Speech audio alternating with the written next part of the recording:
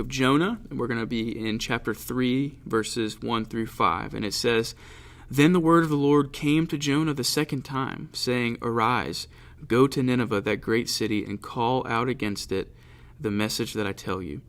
So Jonah arose and went to Nineveh according to the word of the Lord. Now Nineveh was an exceedingly great city, 3 days' journey in breadth. Jonah began to go into the city, going a day's journey, and he called out, "Yet 40 days, and Nineveh shall be overthrown." And the people of Nineveh believed God. They called for a fast, and they put on sackcloth, from the greatest of them to the least of them. Well, chapter 3 starts out very similar to chapter 1. The word of the Lord came to Jonah, and God tells Jonah to go to Nineveh and call out against it. But thankfully, there's a difference here. Jonah actually goes to Nineveh this time. He's learned from his mistakes, at least a little bit. He's learned a little bit. God gave Jonah a second chance. He came to him a second time. Aren't you glad that our God is a God of second chances? Aren't you glad about that? Aren't you thankful for the grace of God? He's not just a God of second chances, but third, fourth, fifth, so many chances he gives us because of his grace and his love. I want you to think about all the times God has given you second chances, third chances. God is a loving Father. He is full of goodness and full of grace, and we need to be thankful for that, for his grace. Well, although Jonah, he's definitely taken steps in the right direction, he's got a lot of work to do, but don't we all? So he travels to this great city of Nineveh, and he preaches this message, "Yet 40 days, and Nineveh shall be overthrown." While he was being obedient, he actually did go this time. Jonah's heart just wasn't in it. It was just heartless obedience. True obedience is obeying with the right heart attitude.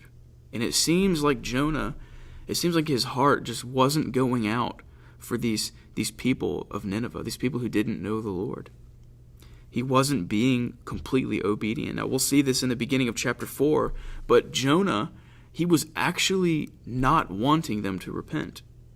He didn't want that to happen. He was hoping that they wouldn't do it. So he goes in there half-hearted, and he's preaching God's message, but he doesn't want it to happen. Could you imagine actually being upset about God telling you, "Hey, these people are going to get saved. Go preach to them and I'll save them"?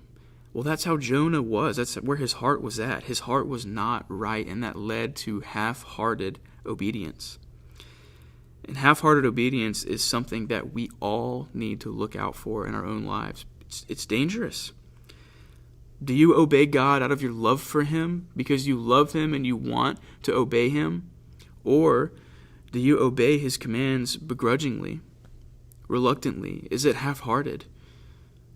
It needs to be with your whole heart. You need to obey God out of your love for him in a response out of his great love for you. Heartless obedience is very, very dangerous. It can make God seem like a cruel master rather than a gracious father. It keeps our hearts from true service, and it robs us of joy in his work of salvation in the lives of others. We need to be joyful when people are saved, but whenever we don't have our hearts in it like we should, we may not be rejoicing the way that we should. We need to be obedient. We all need to be obedient to the Lord's commands, and that's with the proper heart, with the right attitude all the time. If you see God as a cruel master, that's not who he is. He's not a cruel master who just wants all of us to submit because he, is cruel. That's not what he wants. He wants us to follow him in obedience because of our love for him, because of his love for us. That's the proper response. He really, really is a loving Father, and he cares for you more than you will ever know, than you will ever understand.